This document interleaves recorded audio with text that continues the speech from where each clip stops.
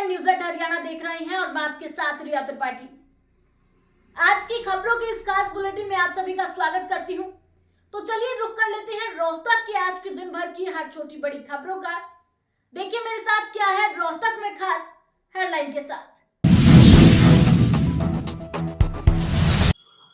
हरियाणा सरकार ने 24 फसलों के एमएसपी पर खरीदने का नोटिफिकेशन जारी कर दिया है। किसान अब अपने खेत में उगाई जाने वाली फसल का मेरी फसल मेरा ब्यौरा पोर्टल पर पंजीकरण कर सरकारी योजनाओं और मंडी में एमएसपी पर फसल बेचने के लिए फायदा उठा पाएंगे। अगर किसी किसान का मेरी फसल मेरा ब्यौरा पोर्टल पर अब तक पंजीकरण नहीं हुआ है तो वे किसान पोर्टल पर अपना पंजीकरण करवा सकते हैं। रोहतक में भी कृषि विभाग के अनुसार किसानों ने अपनी फसल का पोर्टल पर अब तक की अगर बात करें तो 15,000 के करीब किसानों ने 95,000 एकड़ का पंजीकरण किया है। इसको लेकर कृषि विभाग के अधिकारी से बातचीत की गई है तो उन्होंने क्या कुछ कहा, एक बार वो सुनिए।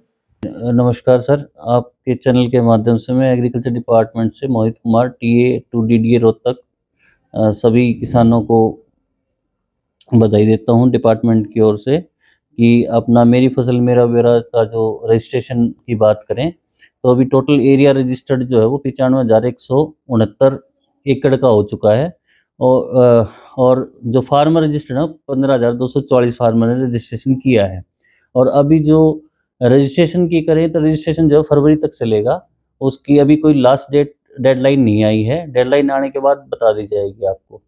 और अभी सभी फसलों का पंजीकरण चल रहा है। यदि किसी फार्मर को कोई दिक्कत आती है तो वो बिना किसी हिचक के एग्रीकल्चर डिपार्टमेंट में आके अपनी समस्या का समाधान करवा सकता है। हमारा डिपार्टमेंट किसान की पूर्ण तरीके से मदद करेगा।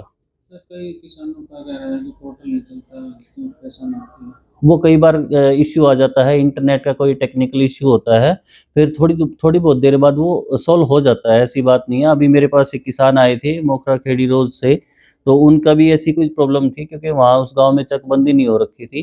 तो चकबंदी ना होने के कारण वो मतलब नाम से सर्च नहीं मार रहे थे बल्कि मुरबा नंबर से सर्च मार रहे थे।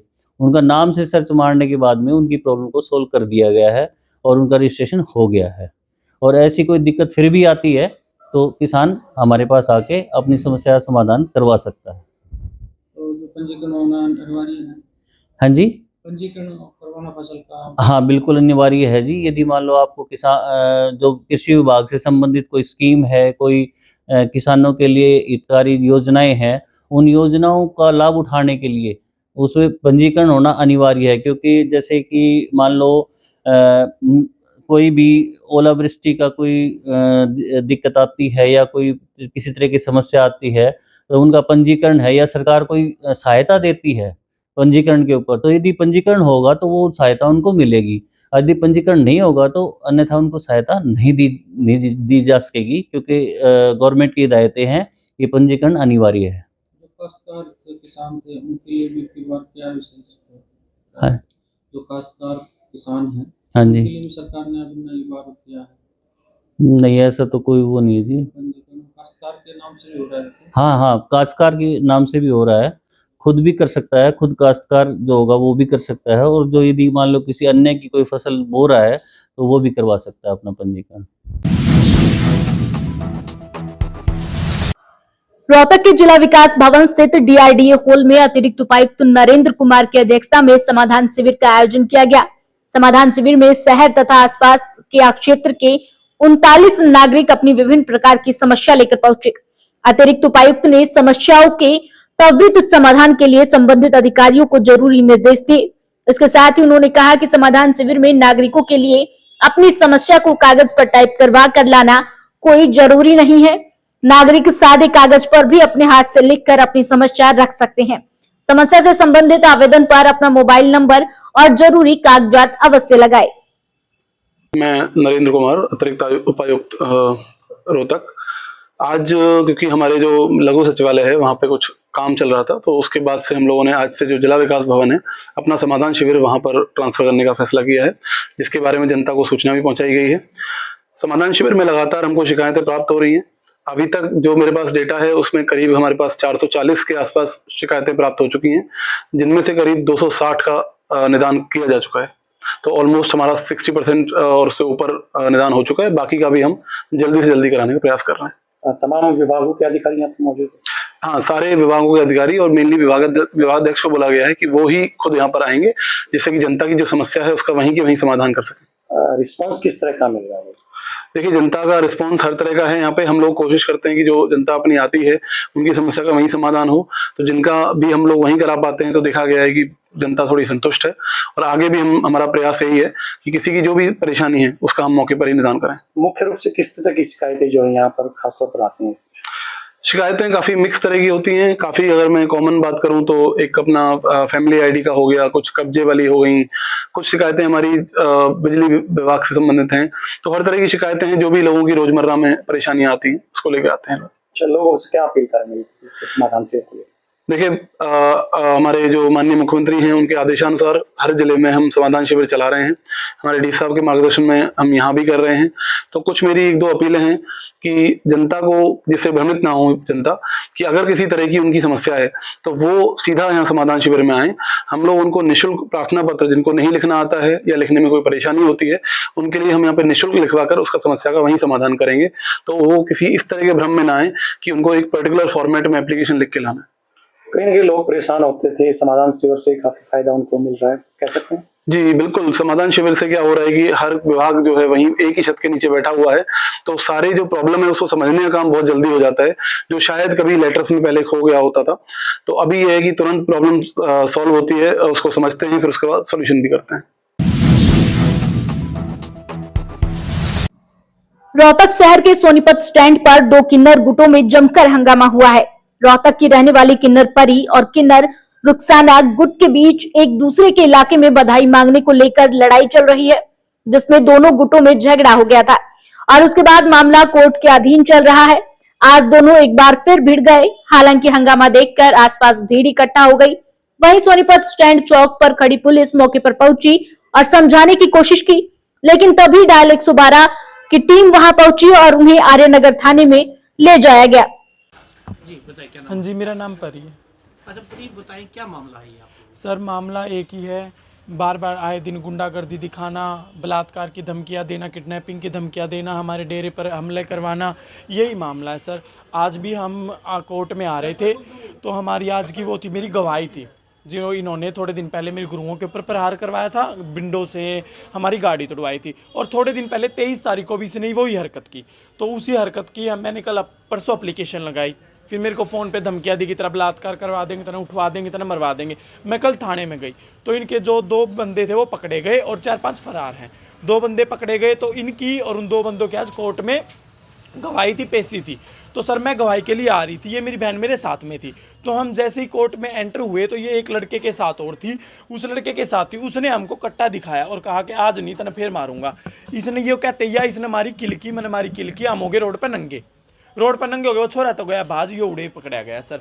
इसके पकड़ने के बाद मेरे गुरु आए, हमने 112 पे कॉल की, प्रोटोकॉल पूरा अपनाया। उसके बाद हमारे गुरु आए, हमारे जो डेरे के अन्य साथी है वो आए, वो मौके पर वहाँ पे पहुँचे। जब मेरी सर जान बची, डेली की डेली मेरे को किडनैपिंग की धमकियाँ, अब मैं कॉलेज जाती हूँ तो वहाँ पे रास्ता घेर लेते हैं सर। ये फ्रॉड किन्नर है रुखसाना उर्फ सिर्फ शिव कुमार, इसने अपना लिंग परिवर्तन करवा के सेक्स चेंज करवा रखा है और ये किन्नरों का नकली गिरोह बना के अपने एरिया में से ऐसे बधाइयों को चोरी करता है और उससे सुल्फा गांजा पीता है। अभी भी सुल्फा मिला है इसके पर्स से, पुलिस वालों ने वहाँ पे अभी उसकी तलाशी हुई है अंदर, उसके पास अभी भी एट द प्रेजेंट सुल्फा गांजा उसके पर्स के अंदर मिला है सर। ऐसे नशीले पदार्थ रखता है, उसको पी के पूरे दिन नशे में रहता है, उसको पता ही नहीं सर। पुराना मामला है, उसके बावजूद क्या आपको आप कार्रवाई पुलिस कार्रवाई? नहीं सर, क्या कार्रवाई, ये कभी आते ही नहीं, फरार रहते हैं, चोरी करते हैं बस। पुलिस वालों, हम ये नहीं बोलेंगे पुलिस वाला हमारे साथ नहीं दे रहे प्रशासन, लेकिन जब भी प्रशासन इनके घर पे जाता है तो या तो ताला लगा मिलता है वहाँ पे, और या फिर ये फ़ोन करते हैं तो ये बोलते हैं कि हम दिल्ली गए हुए हैं, हरियाणा से बाहर हैं, हम अपने किन्नर सम्मेलन में गए हैं। जबकि ये पूरी बिरादरी, किन्नर बिरादरी से, पूरे ऑल इंडिया किन्नर बिरादरी वहाँ से इसको बाहर कर रखा है, क्योंकि ये किन्नर नहीं है। और जो ये गलत काम करता है, जैसे सुल्फा बेचना, कुछ ऐसा काम करना, इसके कारण ही किन्नरों ने इसको बाहर कर रखा है। रुखसाना कहाँ की रहने वाली? रुखसाना है ये रानी जो ये बोंद के पास रानीला गांव है ना, यहाँ की ये स्थायी निवासी है। ये लड़का था, इसका नाम शिव कुमार है, और ये यहाँ पे अपना सेक्स चेंज करवा के अब रोहतक के अंदर अपना मांगने खाने का काम करता है। सुनो सर, जो कि हमारे नकली को ना- किन्नर है। आपका नाम क्या है? मेरा नाम नरेश किन्नर है। मैं रोहतक की स्थायी निवासी हूँ, खोखराकोट सलारा मोहल्ला रोहतक से। मेरे गुरु का नाम अन्नू किन्नर है। सुनो और सर, जो हम यहाँ पे जिसने बधाई मेरे मांगने को का आज काम कट्टा करते हैं। दिखाया ना, जिसने धमकी दी, मेरी तो पुलिस प्रशासन से हाथ जोड़ के यही निवेदन कर रही हूँ कि उसको जल्द से जल्द पकड़ा जाए। ना तो मैं थाने के अंदर से नहीं जाऊंगी, मेरे को तो जान से मारने की धमकी दी गई। यहाँ से थोड़ा बाहर गई, वहीं पे मर्डर हो गया तो क्या करेंगे? इसके साथ एक लड़का रहता है काला उर्फ उर्फ प्रकाश प्रकाश नाम का लड़का रहता है, जो यही सलारा मोहल्ला खोखराकोट का रहने वाला पूरी है। गैंग वही चलाता है। वो इनकी गैंग चलाता है, जो पैसे आते हैं उनसे बिजनेस करता है सुलपे का, और वो सारे काम गलत काम करता है। ठीक है, मेरा रोहतक वासियों से बस इतनी सी अपील है कि पुलिस वालों से भी यही अपील है कि अच्छी से निष्पक्ष जांच की जाए। जो गलत है उसको गलत ठहराया जाए। अगर हम हैं तो हमारे ऊपर कानूनी कार्रवाई की जाए, अगर वो गलत है तो उसके ऊपर कानूनी कार्रवाई की जाए। बस, थैंक यू। हरियाणा के रोहतक जिले के कलानौर में सोमावती अमावस्या के चलते प्राचीन श्री सिद्धेश्वर महादेव मंदिर में भक्तों की भोले बाबा के दर्शनों को लेकर सुबह से ही भीड़ जुटी रही। लोग सोमावती अमावस्या होने के चलते जमकर दान पुण्य में जुटे हुए हैं। सुबह से ही मंदिर प्रांगण में भजन कीर्तन का दौर भी जारी है। वहीं देर शाम प्राचीन श्री सिद्धेश्वर महादेव मंदिर में भक्तों द्वारा भोले बाबा के मनमोहक श्रृंगार व कीर्तन का आयोजन किया गया, जिसमें शिव भक्तों द्वारा भोले बाबा का गुणगान किया गया। कार्यक्रम के उपरांत भंडारे का भी आयोजन किया गया। प्राचीन श्री सिद्धेश्वर महादेव मंदिर कलानौर से पंडित जयमंगल मिश्रा ने बताया कि सोमावती अमावस्या के दिन पूजा पाठ विधि पूर्वक करना चाहिए, इससे जीवन में सुख समृद्धि आती है।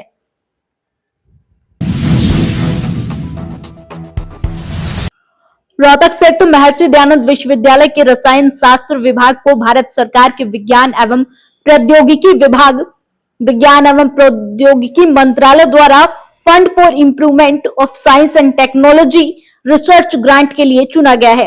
एमडीयू के रसायन शास्त्र विभाग के अध्यक्ष प्रोफेसर देवेंद्र सिंह ने बताया कि भारत सरकार के विज्ञान एवं प्रौद्योगिकी मंत्रालय की ओर से अध्यक्ष शोध एवं विकास इंफ्रास्ट्रक्चर विभाग डॉक्टर प्रतिष्ठा पांडे ने इस रिसर्च ग्रांट के बारे में आधिकारिक पत्र प्राप्त हुआ है। इसके तहत एमडीयू के रसायन शास्त्र विभाग को 5 वर्ष की अवधि के लिए 1,90,00,000 की रिसर्च ग्रांट को स्वीकृत किया गया है। रोहतक पुलिस की एवीटी स्टाफ टीम ने कार छीनने की वारदात में शामिल 3 आरोपियों को गिरफ्तार किया है। आरोपियों को अदालत में पेश किया गया। पुलिस मामले की जांच कर रही है। वहीं एवीटी स्टाफ प्रभारी इंस्पेक्टर अनीश कुमार ने बताया कि 27 दिसंबर को पुलिस को सूचना मिली थी कि सापला के छोटूराम पार्क के पास कार छीनने की वारदात को अंजाम दिया गया है। मोनू की शिकायत के आधार पर सापला थाने में केस दर्ज कर तुरंत जांच शुरू कर दी गई। शुरुआती जांच में पता चला कि जींद के करेला गांव निवासी मोनू ने अपनी कार गुरुग्राम में अमेजन और CNX कंपनी में खड़ी कर रखी है। 28 दिसंबर को मोनू अपनी कार लेकर गुरुग्राम से निकला था। सुबह करीब 6 बजे वह कान्हा CNG पंप पर बने खोखे पर चाय पीने लगा तो वहां 3 युवक आए। युवकों ने मोनू से कहा कि वे स्थानीय निवासी हैं और उन्हें सापला जाना है।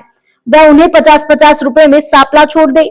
मोनू ने तीनों युवकों को कार में बैठा लिया और जब वे छोटूराम पार्क सापला के पास पहुंचे तो युवकों ने कार को धक्का देकर छीन लिया। कार में मोनू के 2 मोबाइल फोन, निजी दस्तावेज, पर्स आदि थे। युवक कार में बैठकर मौके से फरार हो गए थे। आज के लिए इतना ही। मुझे दीजिए इजाजत। कल फिर मुलाकात होगी नई खबरों के साथ। नमस्कार।